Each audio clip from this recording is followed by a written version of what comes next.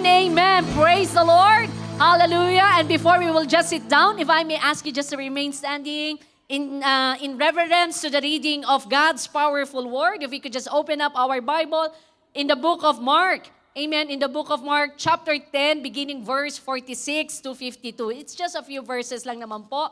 Amen. Let us all read with understanding. Verse 46, 1, 2, 3.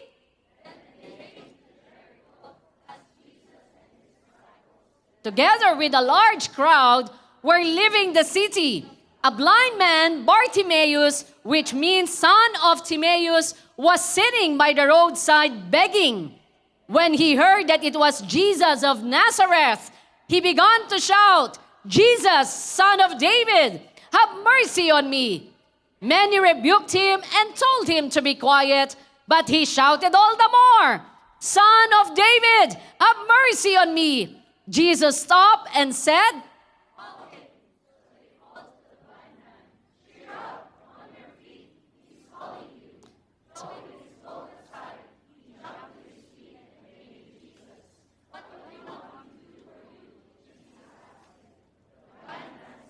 "Rabbi, I want to see." "Go," said Jesus. "Your faith has healed you." Immediately, he received his sight and followed Jesus along the road. Amen. May the Lord add blessing to the reading of His word. We may now all be seated in the very presence of God. Amen. Can you please greet your seatmate? A blessed afternoon to you, my dear brother and sisters. Sige ho, pakibati naman po ang ating mga magaganda at nagagwapuhang mga kapatid. Amen. Hallelujah. Pwede ho ba nating batiin ang isa't isa at sabihin, "I'm blessed that you are here." Sa kabila naman po, pakibati, "You are blessed because I'm here." Amen. Praise the Lord. Praise the Lord. Can we give our God the best clap of praise? You can do better than that. It is for Jesus. Sige ho, malalakas pa tayo, kaya ibigay ho natin ang papuri at pasasalamat sa ating Panginoong Jesus. Amen. Maraming salamat po at isang mapagpalang hapon. A very blessed afternoon to each and everyone for our 4 p.m. worship and healing service. And hallelujah, because yesterday we had our youth revival summit and all the youth that attended. Are you here? Some of you are here. Amen. Can I see your hand? Amen. And still a non-stop testimony. Amen. Of what the Lord has done. Sabi ho namin, meron ho kami ngayong summit high. Amen. Just because we are really so amazed on what the Lord has done, we had 421 young people that attended our Youth Revival Summit with 58 first-timers for the glory of our living God. Hallelujah. To God be all the glory. Amen. And it was a declaration of a Jesus generation. Amen. And although we are declaring it, of course, to all the youth, amen, you and I are not exempted, amen, to the Jesus generation. Amen. We are all part of the Jesus generation because that is the last generation, hallelujah, whom the Lord Jesus Christ will return to for His second coming. Amen. And the Jesus generation is the most important generation. That's why this generation, Satan is trying to really destroy it, put lies, amen, and deception, the spirit of deception, amen, to many people. And that's why, many people started right with the Lord, but along the way, ended wrong. It's easy to start right, but it's not easy to finish well. And that's why it is our prayer that for the second coming of our Lord Jesus Christ, amen, we will all be part of the Jesus generation who will be able, amen, to receive, hallelujah, what the Lord has prepared to this generation. Amen. Kaya kung nakikita nyo ngayon sa Facebook, ang daming I am part of the Jesus generation. Dahil po sa talagang ginawa ng Lord yesterday. Amen. Hallelujah. I'm not sure if I can speak Tagalog today. Wala naman ako nakikitang puting buhok, meron. Amen. Hallelujah. Kaya, but I am not sure. But I will still try, if I can mix it both. Speak Taglish if I can. Amen. And then, and of course, as much as possible, minsan kasi masarap magsalita sa sarili mong, nga po, ano ba tawag ho doon? Wikang banyaga. Wow. Wikang banyaga. Parang mali. Tama po ba? Ang hirap talaga. Amen. But anyway, of course, our theme for this month is still a revival, a call to demonstrate signs, wonders, and miracles. Amen. Revival, a call to demonstrate signs, wonders, and miracles. And that's why, the verse that we have read today is actually one of the many miracles that the Lord Jesus, amen, performed on the 3 years of His earthly ministry. Amen. Of course, the Bible says, the Bible is not even enough to really enumerate all the miracles. Kaya ito parang top 40 miracles that the Lord has done. And that's why this healing, the miracle of healing, amen, in the life of Bartimaeus, that's why I entitled today, preaching is Jesus heals blind Bartimaeus so that, amen, our eyes can be open, amen, and see the miracle of the Lord, not only physically, the blind, sickness being healed, but also the spiritual blindness. Amen. I believe this miracle is actually two things for us. Bartimaeus may be physically blind, but even nowadays, amen, there are people that are spiritually blind. And sometimes, sadly, those people that are spiritually blind are the people that they call themselves Christian. They even go to church. They even know the Bible. They have memorized it. Amen. But still, amen, they are not a true followers of our Lord Jesus Christ. But today, because we are also declaring signs, wonders, and miracles, so we will also see why the Lord Jesus performed miracles. Because it is already the second Sunday, last Sunday. Oh, it was Pastor Rene who preached. I did not listen to his preaching yet. I'm sorry. But, when I teach, last Sunday, I already just give some introduction on why the Lord Jesus and even our God, amen, perform signs, wonders, and miracles. And even when I preach in the Canmore Bath, we had a very victorious launching of our weekly worship healing service. Amen. Another miracle of the Lord in Canmore Bath. From 6 p.m. to 9 p.m., we actually had more than 157 attendees last Sunday for the glory of God. With 45 first-timers. Amen. Palakpakan po natin ang ating Panginoon. Amen. At nakakatuwa po yung mga testimony nila because they are all first-timers.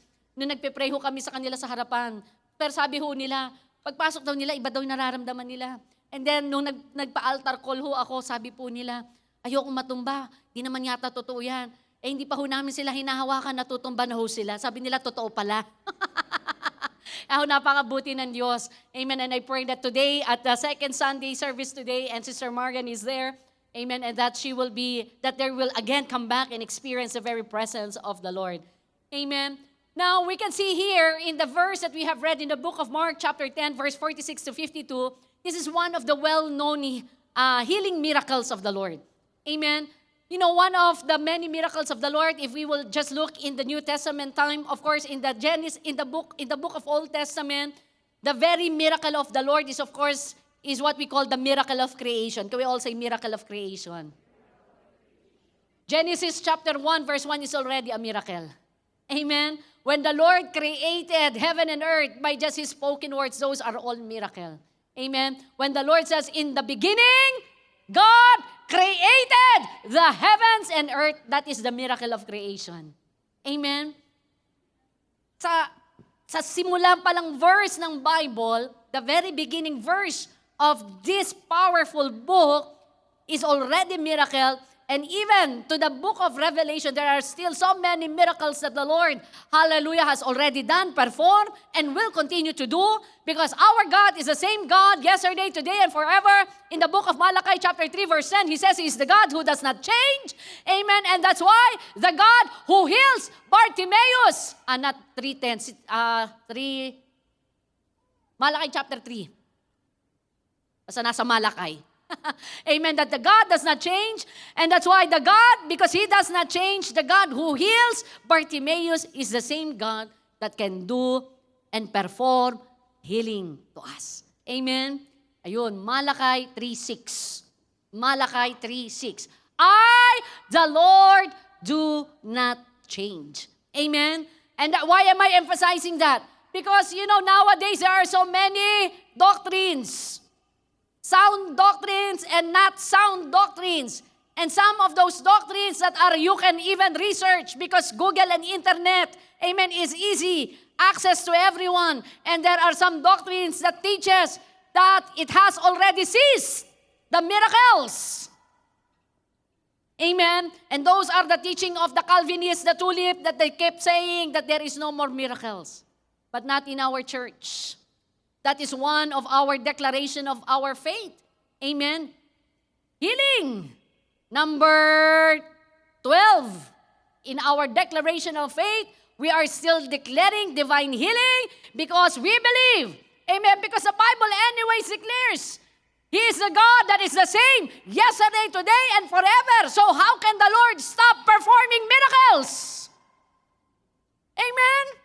He is still the same God. He is a God that does not change. And that's why as we are going to look into this miracle healing that the Lord performed, I pray that now our hearts will be stirred up to expect miracle. Now tell your seatmate, expect miracle. Amen. Who wants to experience miracle? Amen. I believe it is very important. If you want to know the Lord deeply in a very personal way, experiencing miracle is something that we should personally experience. Amen. Personal. Hindi lang yung narinig mo na buti pa siya ay nakaranas ng himala. Amen. O kaya hindi mo sasabihin, himala talaga na nakapag-asawa ko. Iba hong himala yun. Ha? Wag hong ganon. O kaya kapag nakapasa ka sa exam, sasabihin mo, totoong may himala, nakapasa ako sa exam. Hindi mga ganun ang himala ng Diyos. Ang himala ng Panginoon ay mga kamangha-mangha. Amen? Signs, wonders, and miracle. Amen? And that's why here, amen, let us look into the life of Bartimaeus. Amen? Nowadays, there are people that are blind. Can we say blind?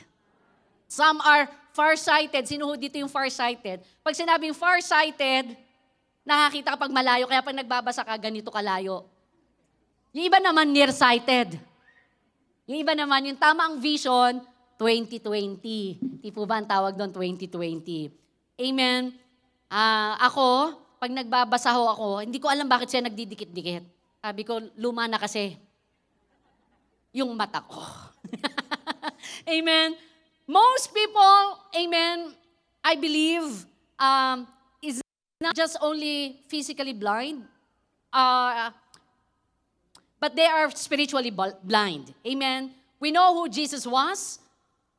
And the good thing about Bartimaeus, amen, he was one of the people that really recognized the Messiah. A lot of people, there are so many crowds, amen, even during the times of Jesus in his earthly ministry, and he only had 3 years. And the very first miracle that Jesus did was the miracle of turning the water into wine. Yeah, the miracle in the wedding of Cana. Amen. And that's why, and even in that crowds where they have already experienced the miracle of turning the water into wine, they've tasted it, they experienced it, and still they did not recognize the Son of God was among them. But in the story that we have read, a blind man, a person, a real blind man, amen, was the only one that able to recognize the Son of God. Amen.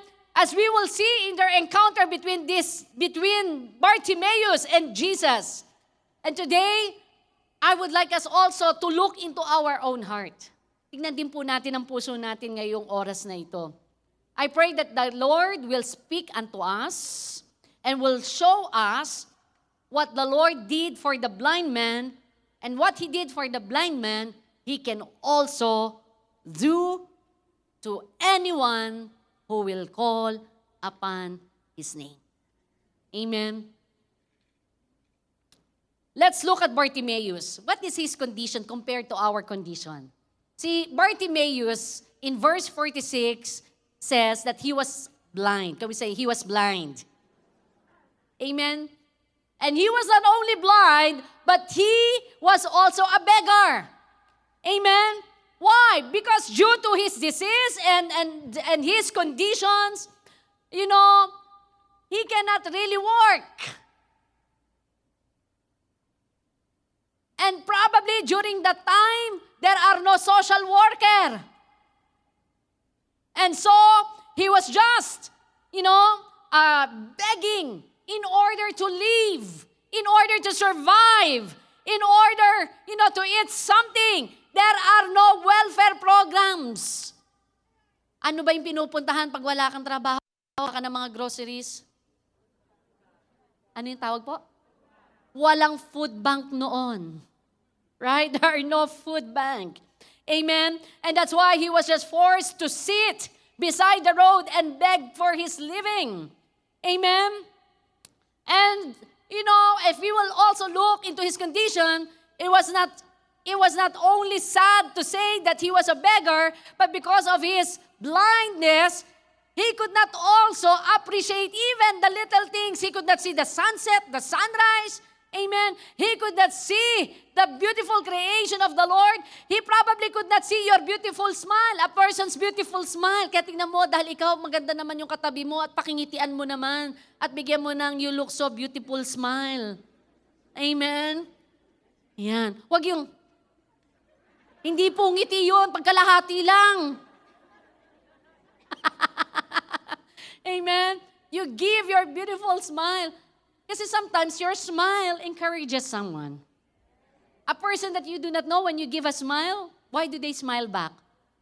Basta wag ho yung kayong mag-isa lang ang tumatawa. Masama po yon. But, ngingitian niyo yung katabi niyo, yung nakikita niyo, okay po yon.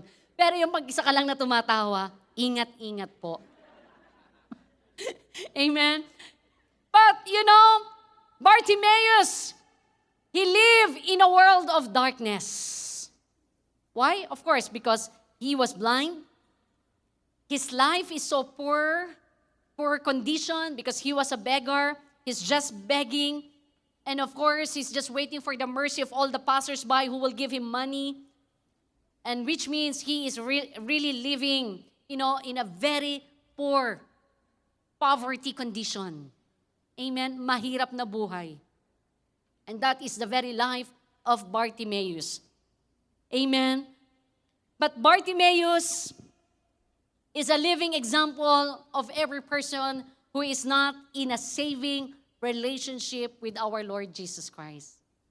Amen. Kasi ang taong kahit din pong napakayaman, a person who may have everything, like Elon Musk. Amen.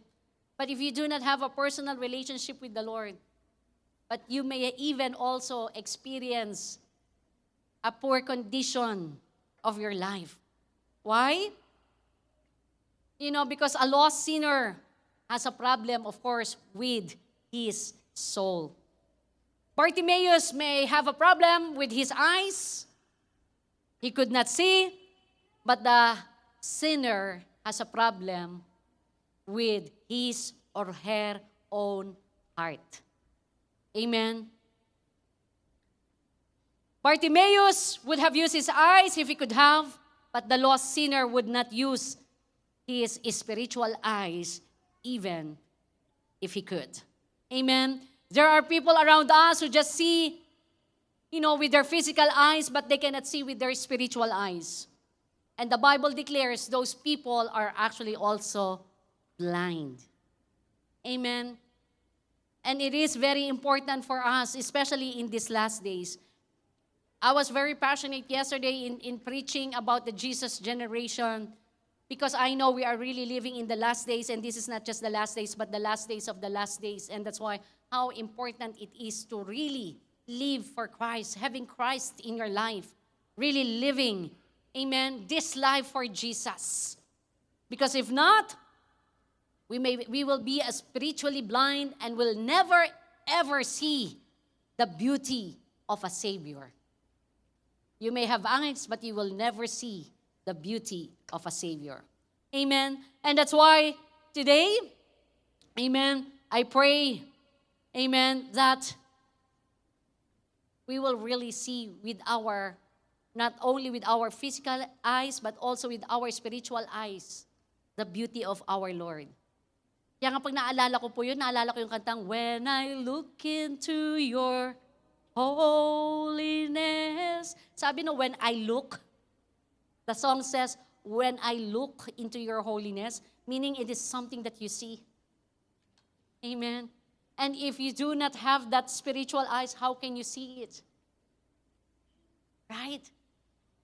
And that's why it is very important for each and every one of us to really have that personal and intimate relationship with our God. Now, going back to Bartimaeus and his condition, amen.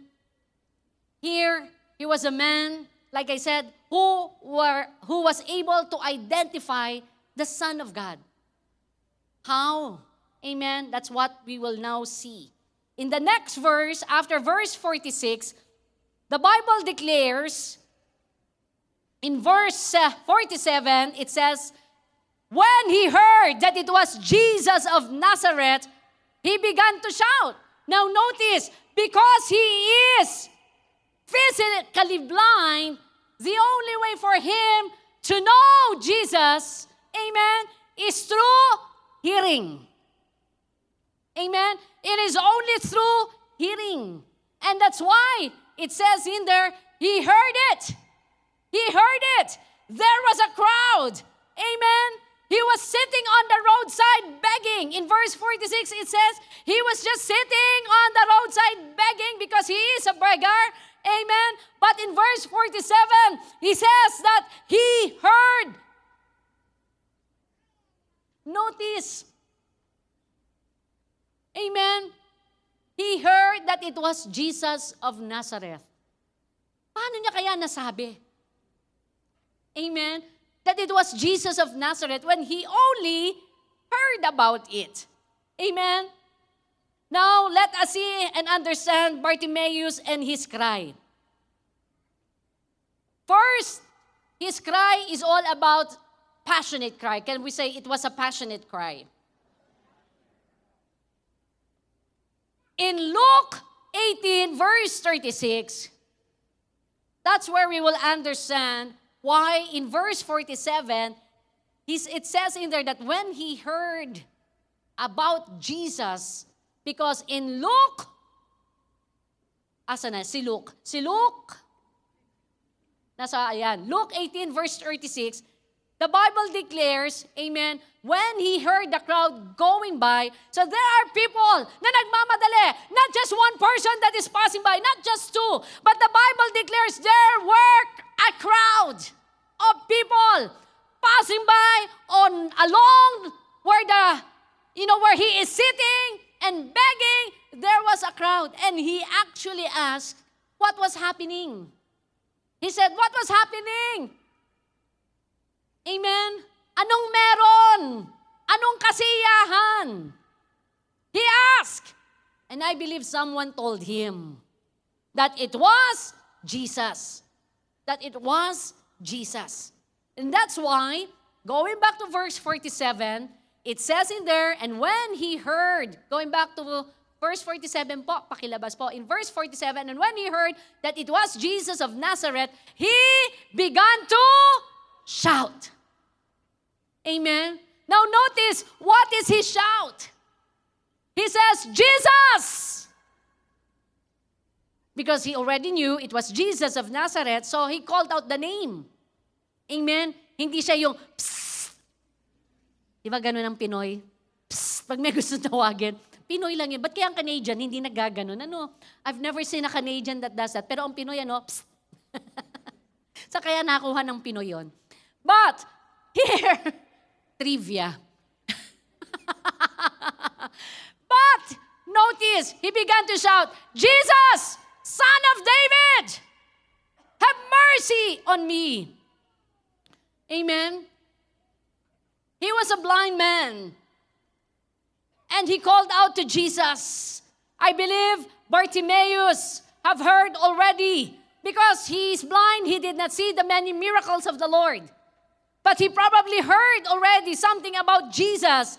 And he probably have heard how Jesus heals the lepers, how Jesus heals the layman, amen, and how Jesus heals other blind people.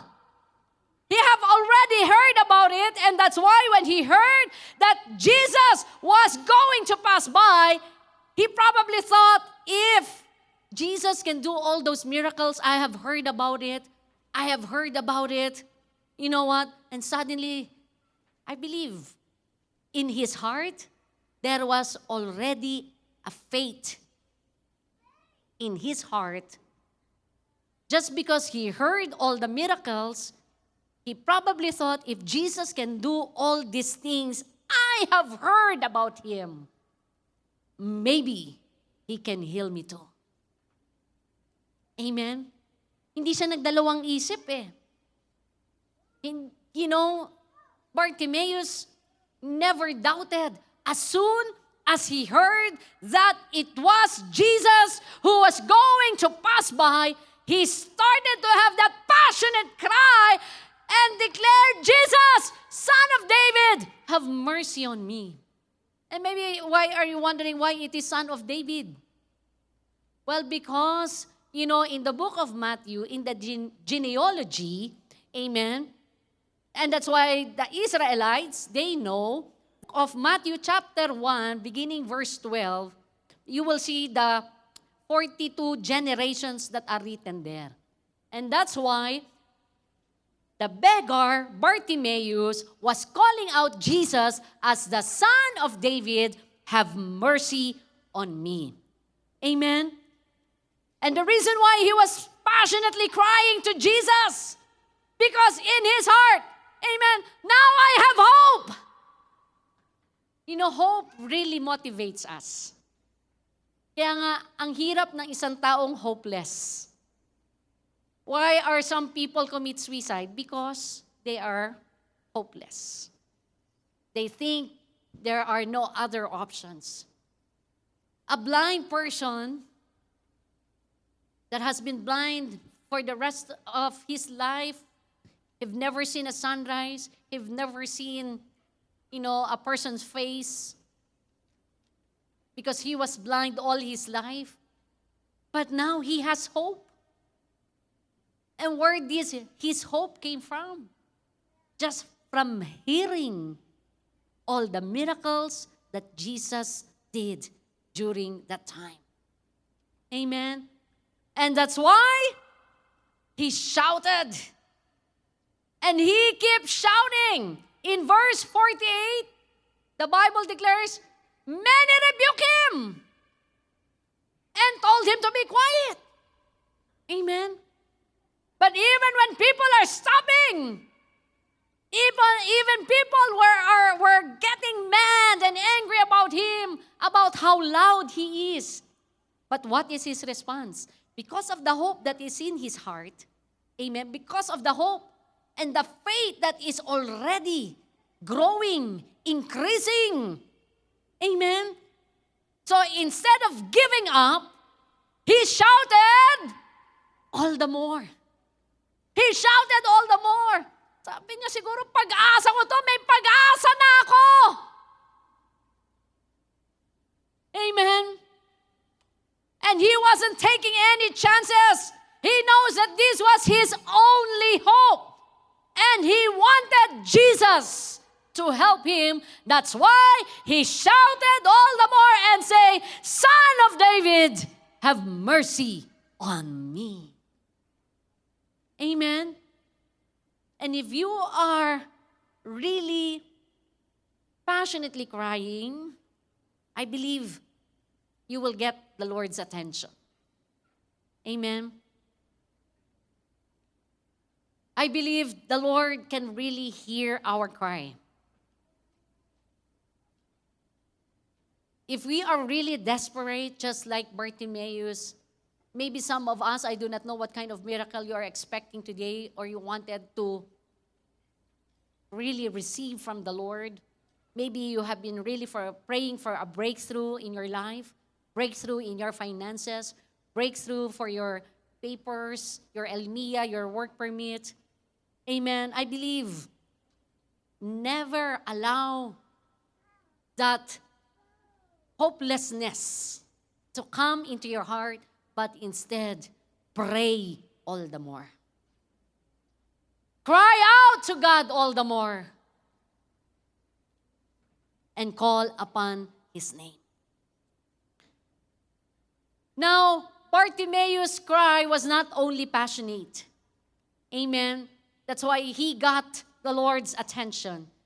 Because his cry is also a particular cry. Can we say particular cry? Amen. It was a particular cry. Why? Bartimaeus may have been blind, but he saw some things about Jesus that others with 20/20 vision did not see. Amen. I believe Bartimaeus saw Jesus not only as a healer, but also as a Messiah. Amen. Somehow, Bartimaeus had taken things that he had heard about Jesus, and it all came together in his mind that this person called Jesus is not only a healer. Amen. He somehow understood the truth that many people in those days never knew that Jesus was the Messiah. Because Bartimaeus, he believed that Jesus could heal his blindness, and he also know that he is the Savior that can open not only his physical blind eyes, but also his spiritual blind eyes. In Isaiah chapter 35 verse 4-6, ano po sabi sa Isaiah 35 verse 4-6? Amen. Isaiah 35 4-6. It says there, "Be strong," say to those with fearful hearts, "Be strong, do not fear, your God will come. He will come with vengeance, with divine retribution. He will come to save you." And in the next verse, pwede mo bang pagsamahin para lang makita natin yung buong mensahe ng verse na ito? Yan, salamat po. And it says, hindi po yan, nasa Isaiah pa lang po ako. Yan, salamat po. Para makita niya natin, "Then will the eyes of the blind be," hindi kasya, putol eh. But you can see here, amen, in verse 4, what the Bible is saying, the book of Isaiah is saying, that the Messiah who will save us will also, amen, open the eyes of the blind. Next verse, sige po, hindi nga po kasya, yan po. "And the ears of the deaf and stop. Then will the lame leap like a deer, and the mute tongue shout for joy.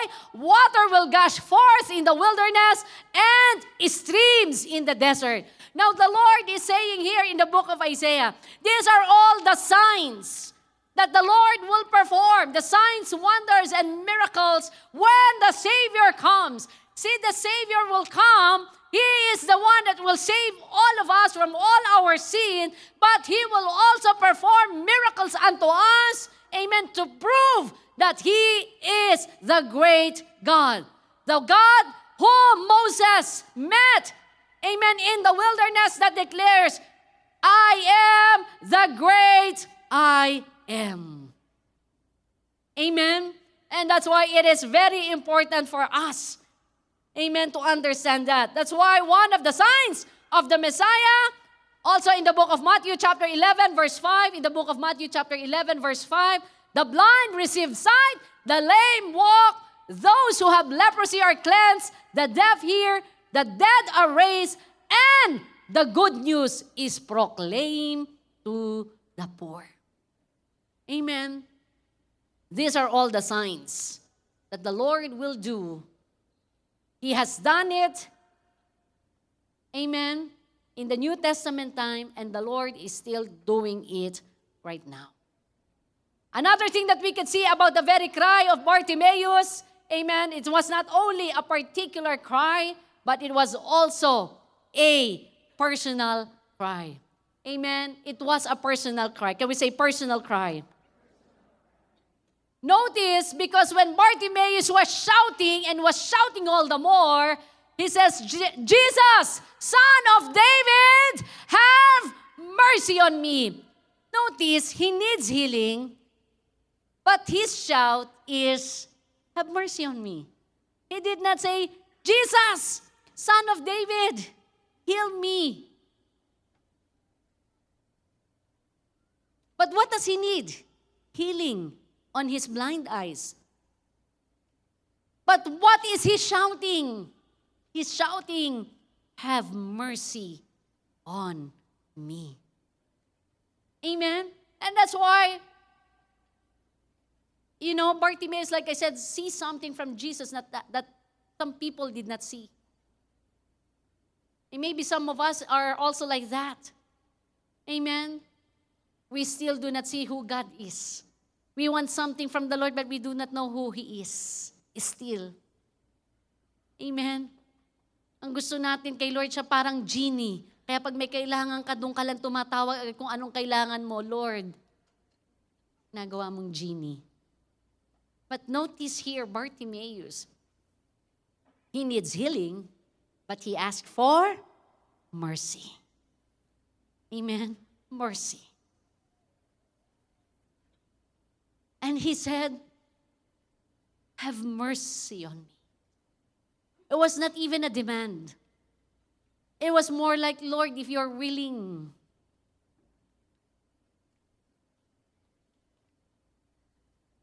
Because Bartimaeus knows that he is not in a position to demand anything, but instead he is seeking mercy. And when we said about the word mercy, mercy means to bring help to someone that is wretched. Amen. Bartimaeus knew that he needed something he could not provide and had no right to demand. That's why when he cried out to Jesus, he was asking help for his condition, for his whole condition, not just healing on his eyes, but healing even on his soul. Nakita ko kay Bartimaeus, nakita niya na kapag yun ang inuna niya, healing of his own soul, everything will be healed. Everything will be healed.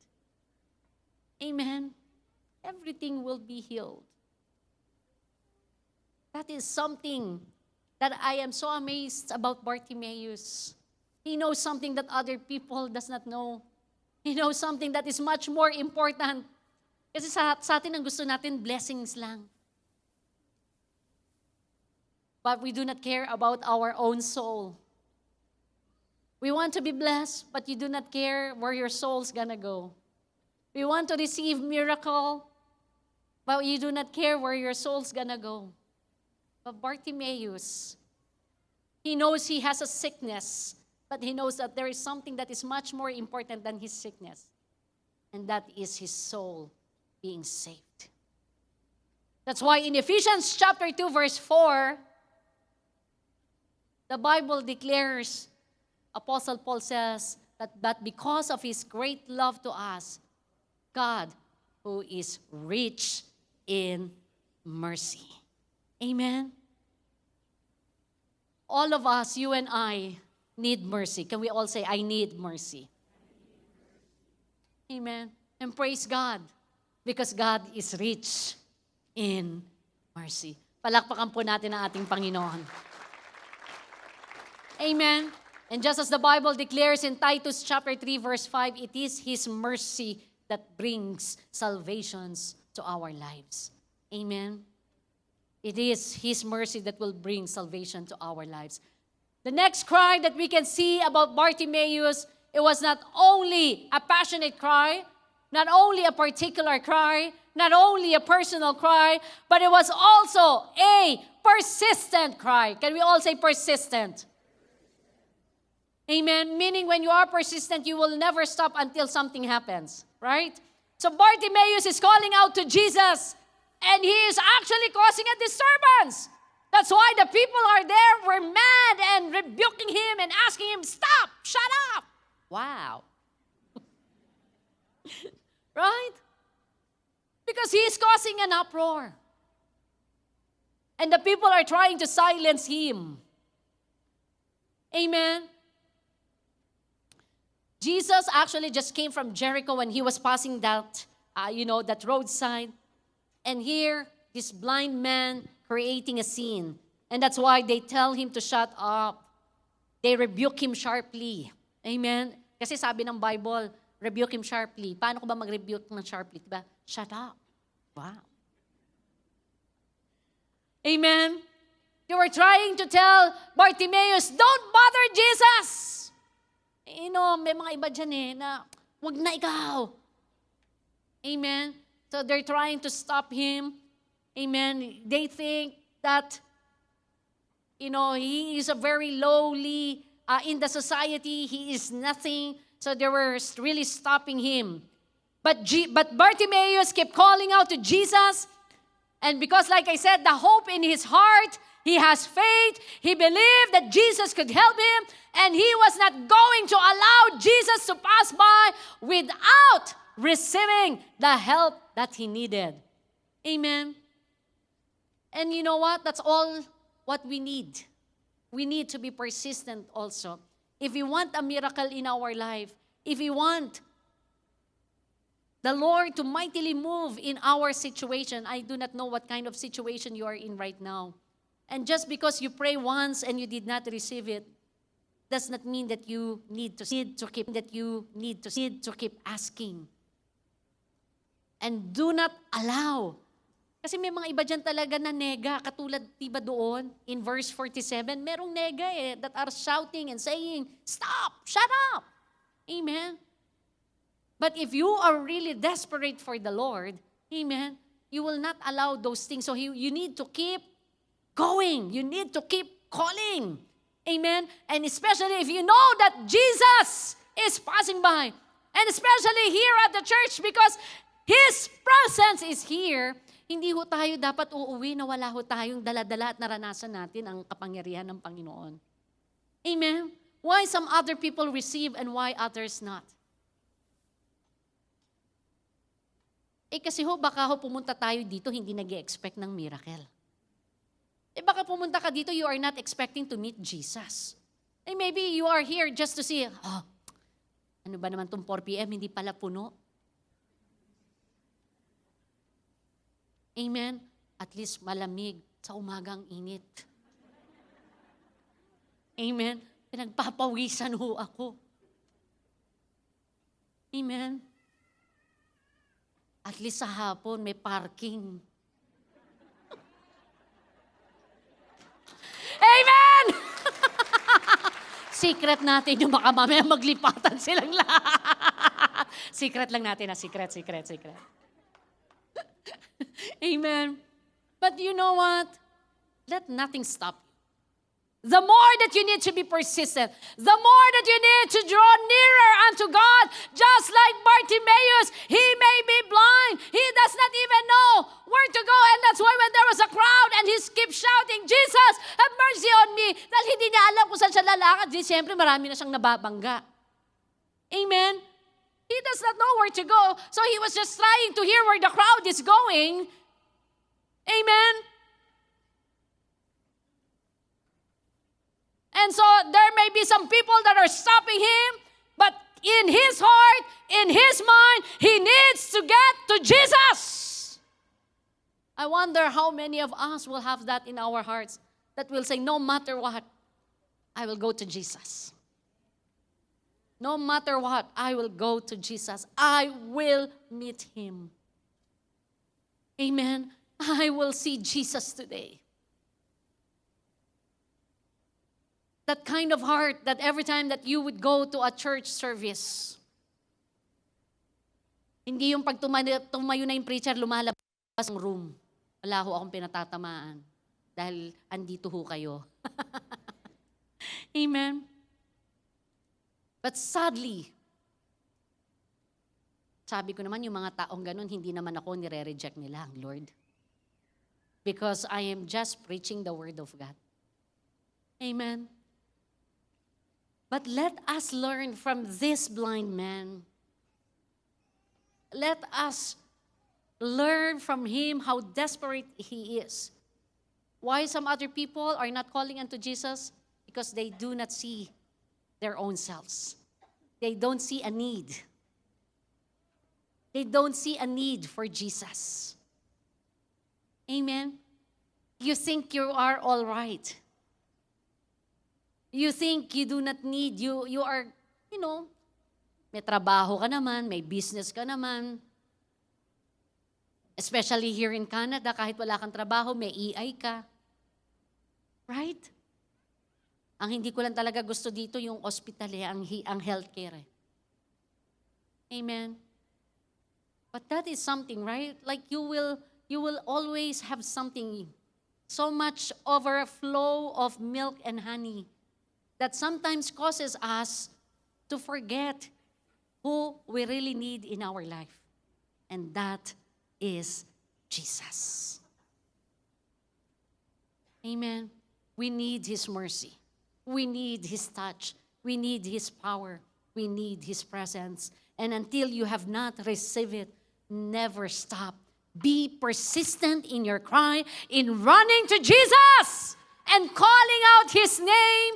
Amen. Because the Lord promised anyway in His word. Kanina pa ho nila pamula sa prayer na nag-opening, pati ang nag-worship leader, kanina pa sinasabing Jeremiah 33 verse 3, where the Lord says, when you call out to me, I will answer you and even tell you great and unsearchable things you do not know. And the Bible even declares in the book of 1 Corinthians that no eye has seen, no ear has heard, no mind has ever conceived what the Lord has prepared to those who love Him. And that's why if you are going to run to Jesus and come to Him, amen, desperately cry unto His name, let me tell you, do not delay coming to Jesus. Do not be late, amen, in coming to Jesus. Now is the time. Now, amen, and not later to experience the very power and miracle of our Lord Jesus Christ. Amen! Praise the Lord. Hallelujah. Because when you do that, when you have that kind of cry, look what happened to Bartimaeus. He experienced healing. Amen? He experienced healing. In verse 49 to verse 42, we will see Bartimaeus and his healing. Marami ho siyang naranasan. Amen? First is personal healing. Can we say personal healing? In verse 49, we can see in there that the Bible declares, amen, in verse 49, that says, Jesus stopped. Ang sarap, naglalakad si Jesus, pero narinig ang boses mo, and tumigil, at sabi, call Him, I want Him. Amen. He stopped because He heard your cry. He heard a particular cry. He heard a personal cry. He heard a persistent cry. Amen? And so Jesus stopped. And He said to the blind man, cheer up. Amen? Cheer up. Sabi dyan, So they called the blind man, cheer up on your feet. He's calling you. Amen? Notice, pinatayo siya. Alam naman nilang blind man. At sinabi, tawag ka. I was actually wondering, when the Lord Jesus says, call Him, yung mga ibang nakarinig, kasi may mga iba na iinggit Pasabihin, tawag ka, bahala na sa buhay mo. Amen? But what I like about Him, about Bartimaeus, when Jesus stopped, amen, and took the time for one blind sinner, amen, other people that were trying to stop him, but here Jesus calls for his name, calls to some people to bring Bartimaeus maybe to his disciples, and just imagine how Bartimaeus have felt. Day after day, he sat by that road and no one looked at him. People will simply pass by and will ignore him. And yet on that day, he caught the attention of the Lord of Lords and King of Kings, Jesus of Nazareth, the Messiah. Amen? And what did Bartimaeus did? In the next verse, in verse 50, what did he do?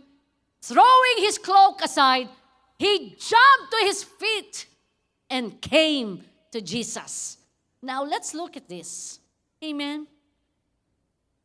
Why do you think Bartimaeus needs to throw his cloak aside? Amen? Why? That's just to come to Jesus. Maybe yun lang yung gamit niya eh. You know? But why does he need to leave behind the very things, his personal things, just to see Jesus? And why would the Bible even mention that? Right? Just to come to Jesus, throwing his cloak aside. You know, I believe the reason why Bartimaeus need to throw aside his outer garment, amen? Maaari yung iba, kasi baka madapa. Tagal niya nang dala yun eh. Kahit saan siya, suot niya yun eh. So I don't think it is because baka madapa siya. Amen? I believe what he did is he got rid of everything that could hinder him from meeting Jesus. He removed everything that could have hindered him. Pabigat pa yun eh. Ang importante sa kanya at that moment is meet Jesus personally. Amen? Baka nang dahil pa doon, mahirapan pa siya lalong makalapit. So he removed everything. And that's what we needed as well in our life. If you want to have a personal encounter with the Lord, just like what Bartimaeus did, there are things that we need to do and throw away the precious things in our life, just like Bartimaeus, that we need to throw because we know that that can hinder it. I do not know what are the precious things that you may have today. Precious things that probably, you know, the reason why you cannot go to church, the reason why you cannot read the Bible, the reason why you cannot pray, the reason why you have many excuses in serving the Lord, the many reasons why. Because there are things that are much precious to you than our Lord Jesus Christ. Amen? And that's what Bartimaeus, that's why he receives a personal healing. Amen? But he wanted to make sure that nothing can hinder him in meeting the Lord Jesus Christ and having a face-to-face encounter. Today, I challenge us all. You wanted to experience healing? I do not know what kind of healing, but let us make sure that you are also ready to throw away, to set aside things, anything that is so precious unto you. The garments that Bartimaeus have, I believe, is the only precious things he have in his life. Remember, he's a beggar. He have nothing. He have no material things. But at that moment, the material things in his life are not important than meeting Jesus. Amen? Meeting Jesus is very important. And that's why, at that moment, I believe, he already, when he throw everything aside, yung pagtayo pa lang po ni Bartimaeus, I believe there's already a miracle in his life. When he throws things away, it is an act of faith eh. Amen? It is an act of faith, a step of faith of what he did. And that is the same thing for each and every one of us. We need an act of faith if you really wanted to experience Jesus. Another thing that we could see that Bartimaeus experienced is powerful healing. A powerful healing. When Bartimaeus comes to Jesus, Jesus asked him, "What do you want?" In verse 51, Jesus asked him, "What do you want me to do for you? What do you want me to do for you?" Can you just imagine? He is a blind man, and here Jesus is still asking, "What do you want?" Kung sa iba sasabihin mo, hindi ba obvious? Right? Hindi ba obvious? Bulag. Hindi siya ako. Amen? But why did the Lord ask him? Amen? Jesus asked him what he wants because Jesus needs to hear from us what do we really need from the Lord. And that's why when the blind man said, "I want to see." And when he said that, God is also looking into his faith when he says, "I want to see." When you need something from the Lord, God also needs to see our faith. Amen? God is also looking into our hearts, not just what you are saying, but where is your faith? When you said, "I want to see," ano ba yung talagang gusto mo? Amen? And that is very important. Amen? That's why the Lord asks us. And that is the reason also why we pray. Diba sabi nga natin, bago pa tayo manalangin, alam na ng Diyos. Pero bakit ka na ngayon nagtatanong, bakit ko pang kailangan manalangin kung alam naman ng Diyos ang pangangailangan ko? Well, the reason why we are asking is because we need to exercise our faith. Because if we will not ask, how do you know that He will provide? Where are you going to put your faith? If you will not say, "Lord, I need healing. Lord, I need to be set free. Lord, I need to be delivered. Lord, I need financial breakthrough. Lord, I need restoration of my relationship with my family. Lord, I need miracle for my papers." If you will not say it, then we are not exercising our faith. Otherwise, we will just do everything that we wanted. Because you know naman, you can do it. But when you pray, you know, amen, you are asking the Lord, the God who makes miracle, the creator of miracle. You are asking, amen, that is faith.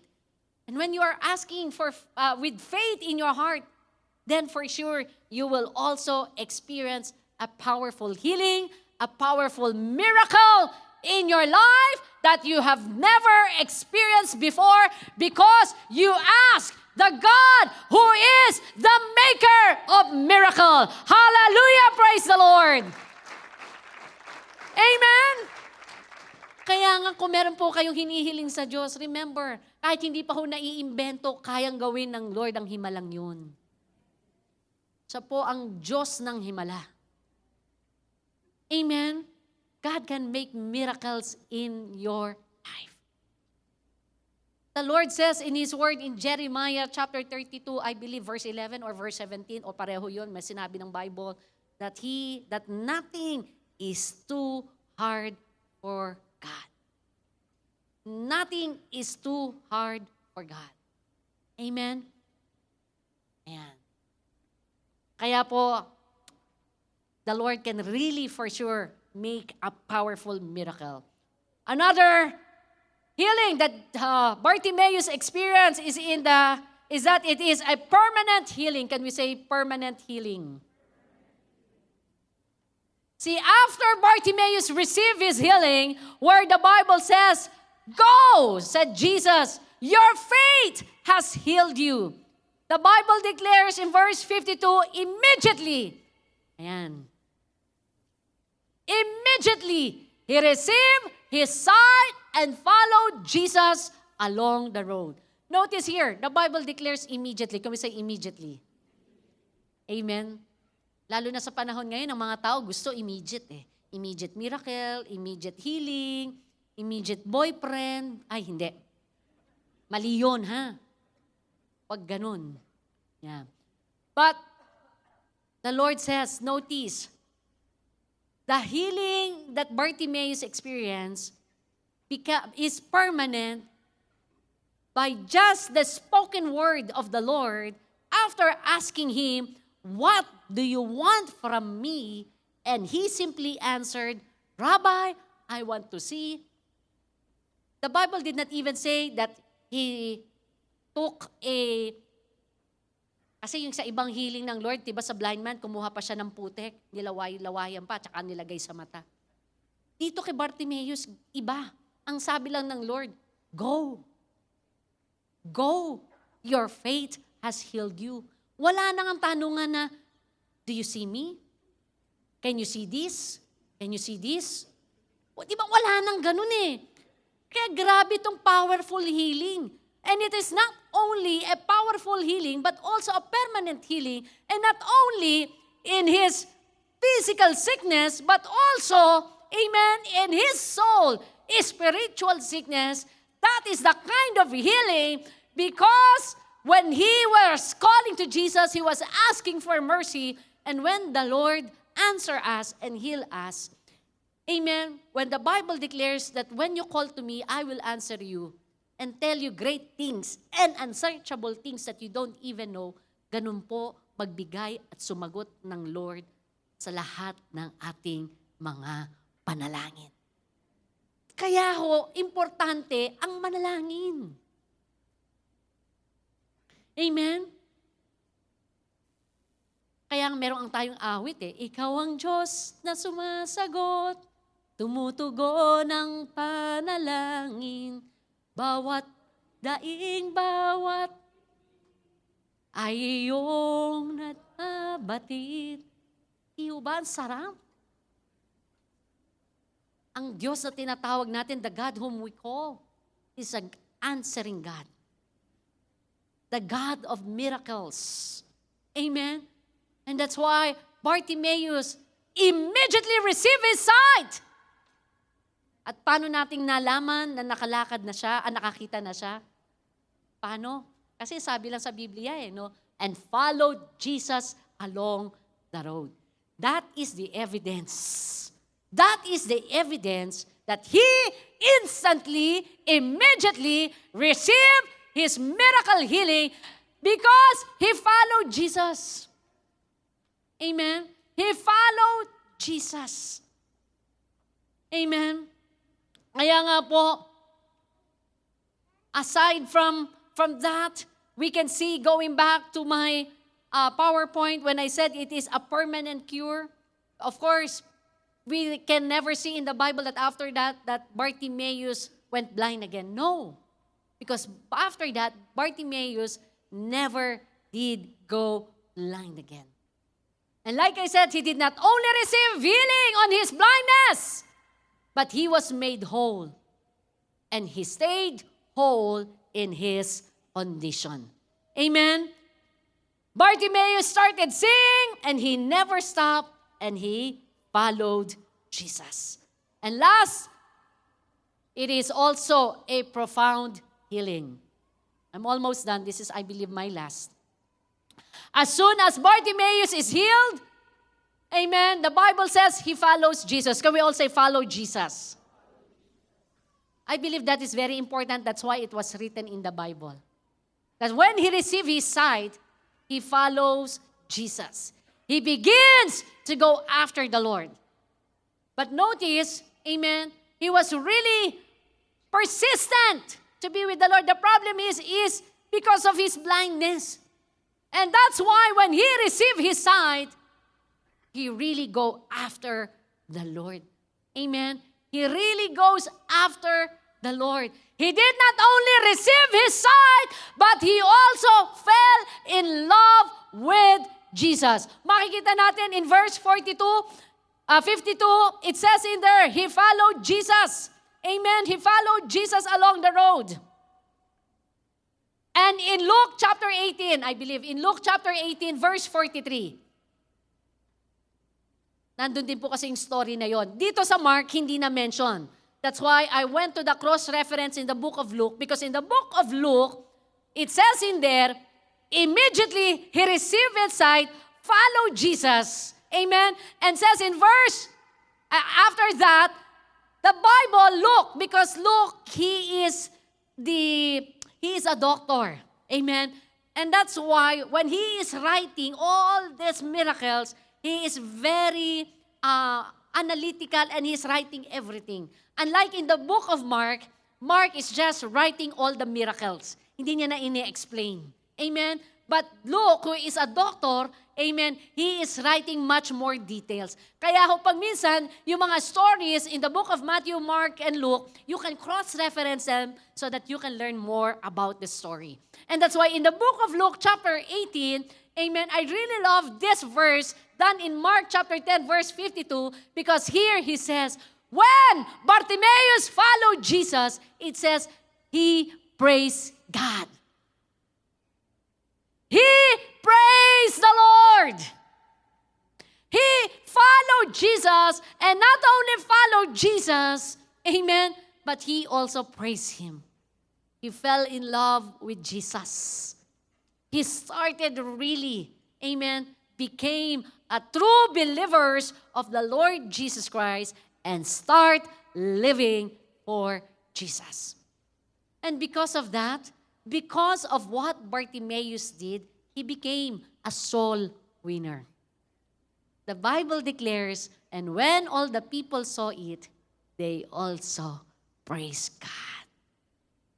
Kasi pwede naman siyang naka-receive ng sight and said, Lord, thank you, and start living his life on his own. But then there will not have an impact. But Bartimaeus, he received his sight, followed Jesus, and praised God. And everyone who witnessed it, saw it, and they know there must be really something about Jesus. So they start praising God. What about us? Did somebody also praise God because of what we have experienced in the Lord? Because of your testimony, my testimony? Amen? Hindi ho ba masarap na kung ano rin ho yung miracle signs, wonders, and miracles na nararanasan natin? Amen? It will also make an impact to the people around us, to the people who see how we are being blessed by the Lord.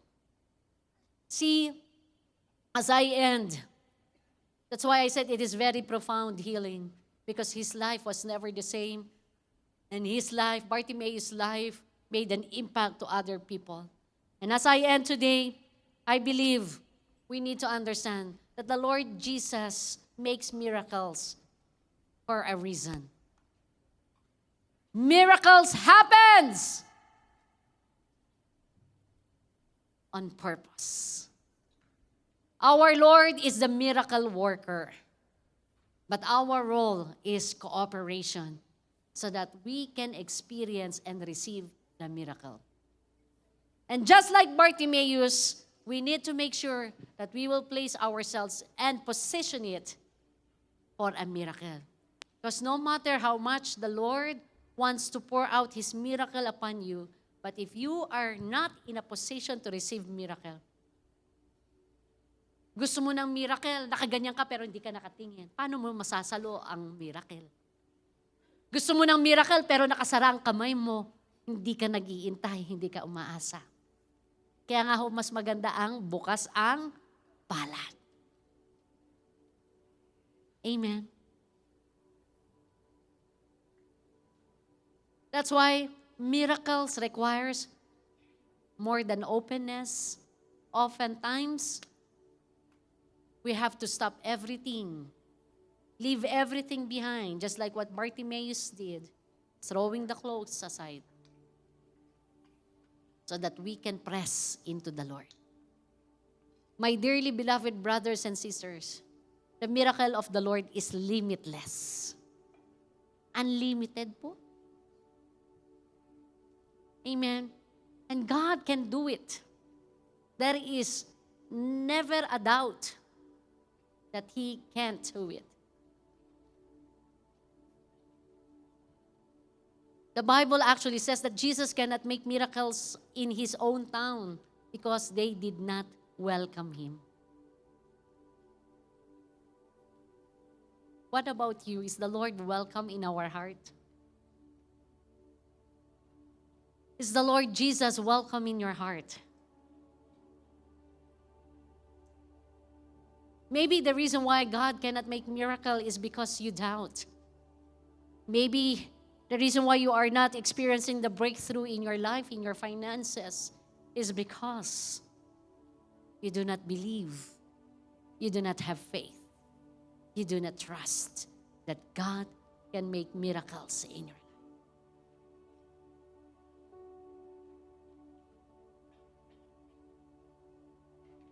I remember there was a time in year 2000, Y2K pa ho noon. Because of Y2K, before Y2K, IT, and both Pastor Andy and I are both IT. He's in the hardware, I'm in the software side. I'm more as a developer. During that time, I was a programmer kasi wala naman pong business analyst pa ho noong araw. So medyo in demand po kami kasi sa Y2K. And that's why we went to the US because of work. Pero bumalik ho kami dito dahil nga po nabuntis po ako noon kay Ethan and said, let's go back to Canada. So we went back here and we're both working. We were able to find job really quick as well. The Lord is really good. But after the Y2K, nothing happens. Banks are still okay, computers are still okay. You know, yung prophecy na magkakagulo na, hindi ho nangyari.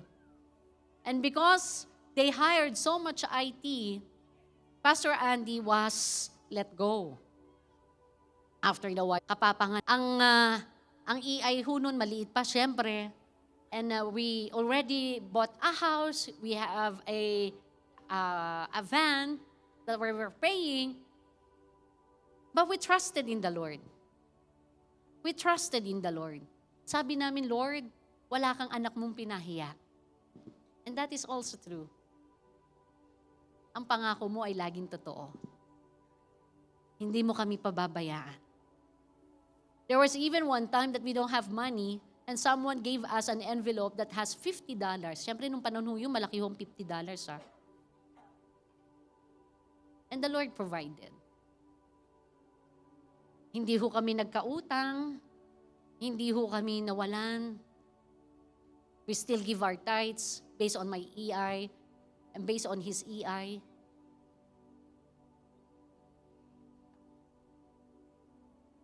Ang dami hong ginawang himala ng Diyos. And even up to now, the Lord is continually doing miracles. He never stopped doing miracles for us. I think the enemy thought that when my son passed away, that I will stop believing in miracles.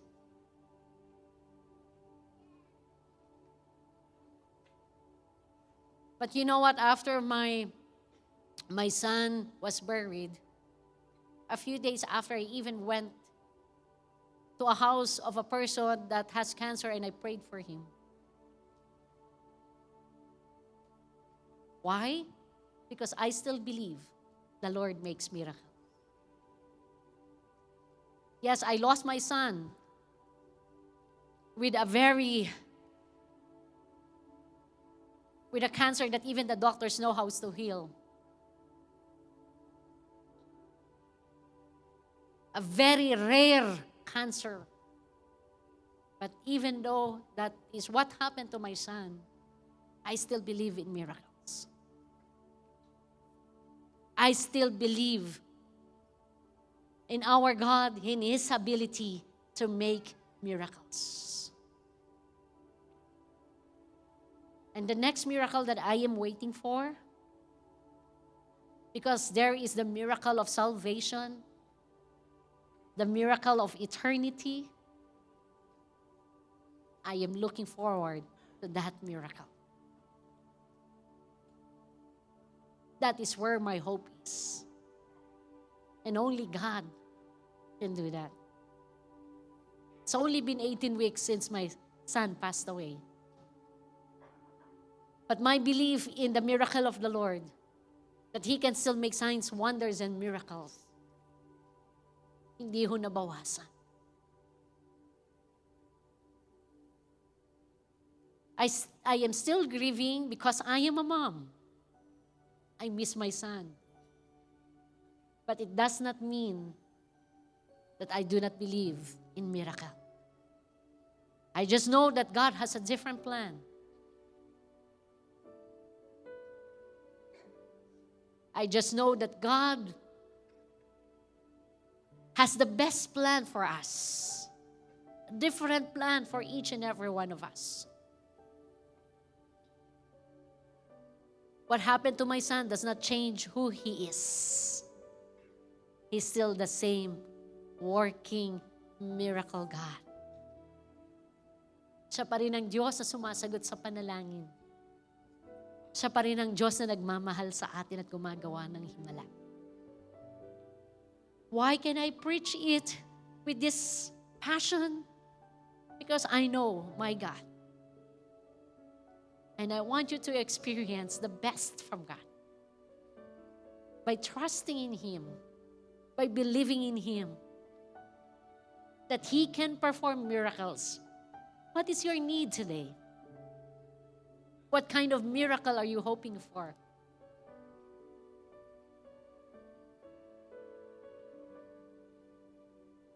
God can do it. God is still in the business of making miracles. So I want you to close your eyes and I want you to ask the Lord. The Lord is asking you today, what do you want me to do for you? The question that the Lord have asked Bartimaeus is the same question that God is asking you today. What do you want me to do for you? It is a very personal question. And I want you to honestly answer Him. What do you really need? What do you really need? Because He can meet you today. He can answer you today. He can change your situation. He can heal your broken heart. He can touch you. He can deliver you from that pain. I know it. Because the Lord is helping me with my pain every day. And that's why I know God can heal your pain. And maybe you just don't know what to ask, and you can just say, Lord, have mercy on me. Have mercy on me, O God. Kahabagan mo ko, Panginoon, ng iyong awa.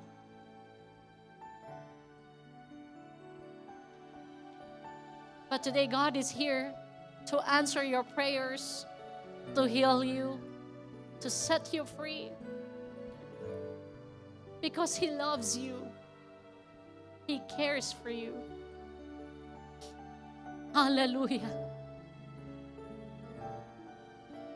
Yes, oh, I sense His presence touching you right now, ministering unto you. Yes, expect a miracle. Expect a miracle right now from the Lord. Position yourself where you can fully receive it. Oh, He is rich in mercy. He is rich in love.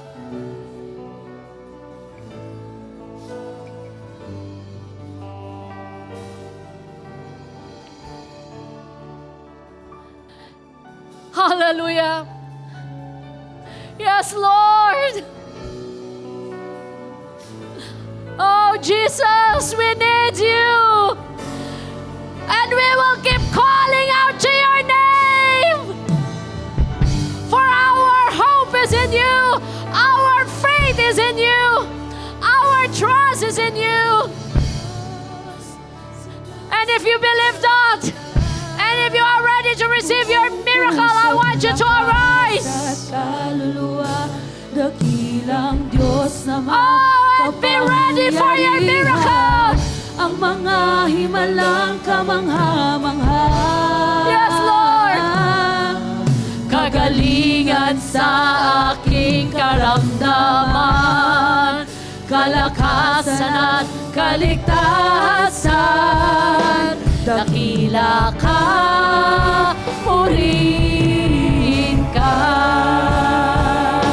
Dakilang Diyos, Yes. sinasamba kita. Oh, worship Him. Buong puso't lakas at kaluluwa. Dakilang Diyos na makapangyarihan.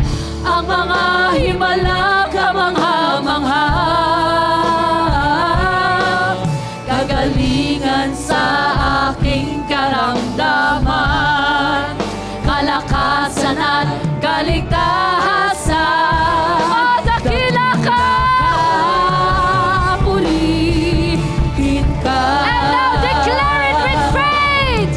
Ikaw ang Diyos ng himala. Di ka nagbabago. Ngayon at kailanman, kapangyarihan mo'y kamangha-mangha. Jesus, ikaw ang Diyos na. If you want to receive your miracle, yes, declare this. Ikaw ang Diyos ng himala. Di ka nagbabago. Ngayon at kailanman, kapangyarihan mo'y kamangha-mangha. Jesus, ikaw ang Diyos ng himala. Ikaw ang Diyos ng himala. Yes, Lord. Di ka nagbabago. Ngayon at kailanman, kapangyarihan mo'y kamangha-mangha. Jesus, ikaw ang Diyos ng And just the people of God. Ikaw ang Diyos. Yes, Lord. Oh, God.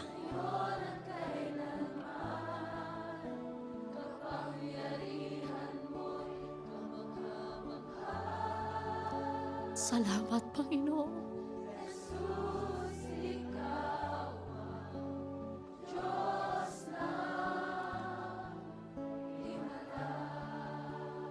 And with your hands lifted high, just as the keyboard is playing that song, come on, Margot.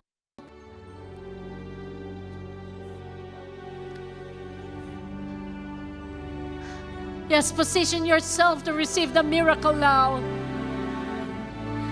Believe it in your heart. Oh, Jesus is passing by. He's here.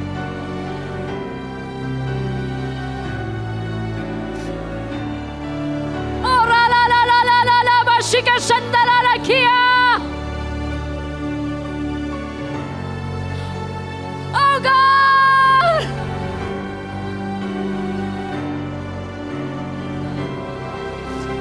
Yes. Receive your miracle. Receive your miracle. Receive your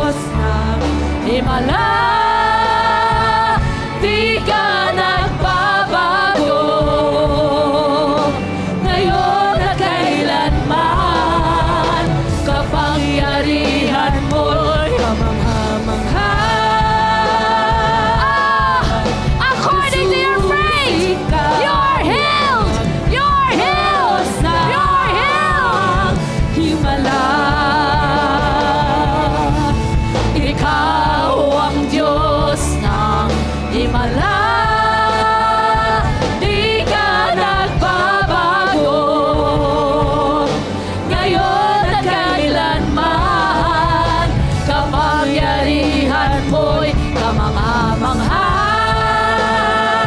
Jesus! Jesus, ikaw ang Diyos ng himala. Ikaw ang Diyos ng himala. Salamat, Di ka nagbabago, ngayon at kailanman. Kapangyarihan mo'y kamangha-mangha.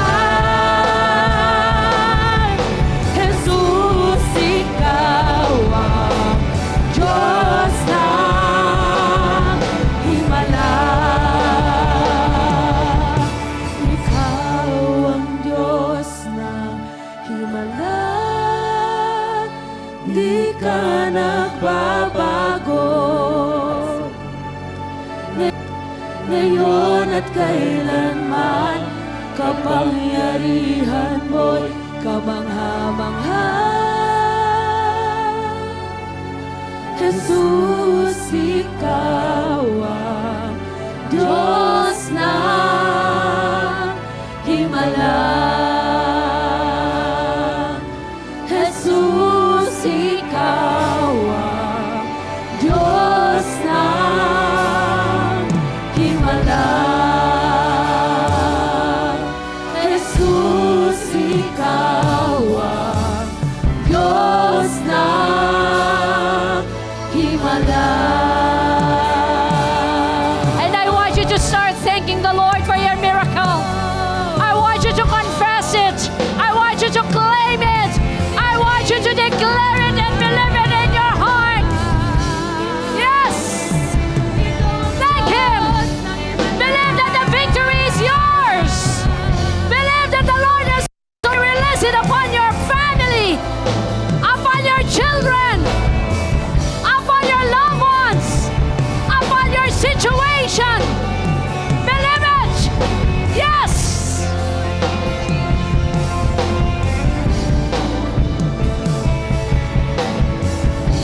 Panginoon, selyuhan mo ng iyong banal na dugo ang lahat ng miracles and all the answered prayers that you have released upon them right now.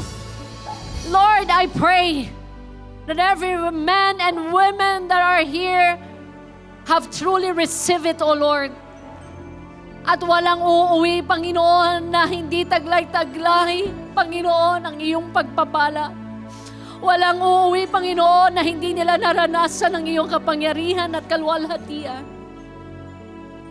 And even for their loved ones that are not here, as they represent them as well, Lord, Lord, I also pray and declare healing upon them. Father, continue to make miracles even in their homes, Lord. Even in their businesses, make a miracle. Wherever they are, Lord, let people see around us that the God that we serve is alive and real and make miracles in our life. And we will keep praising you, Lord. We will follow you so that people will come to know you, Lord. For we know, Lord, hallelujah, you have set everything beautiful in your time, and you have even set things in eternity. That's why, Lord, bless everyone that are here. Bless the work of their hands. Cover them all tightly with your most precious blood. Bless their coming in and their going out. Even, oh Lord, all our children that are back to school, Lord, send forth your angels to take charge over them. Ingatan niyo po sila palagi, lalo na, Panginoon, na hindi namin sila nakikita at nakakasama. Ang iyong pagsama at pag-iingat ay lagi pong nasa sa kanila. And even, oh Lord, gayon din po, Panginoon, hallelujah, sa lahat ng aming mga mahal sa buhay na nangangailangan ng kaligtasan. Lord, send workers who will share your word upon them, and that you would also open their hearts so that they may know you. And Lord, I pray that all your people that are here will continue to seek you, just like Bartimaeus who followed you all the days of his life after that. May we follow you all the days of our life and keep your words in our hearts. Father, we thank you, we honor you, we bless you, and unto you we give all the highest praise, glory, and adoration. And all the people of God will agree and say, Amen and amen. Praise the Lord.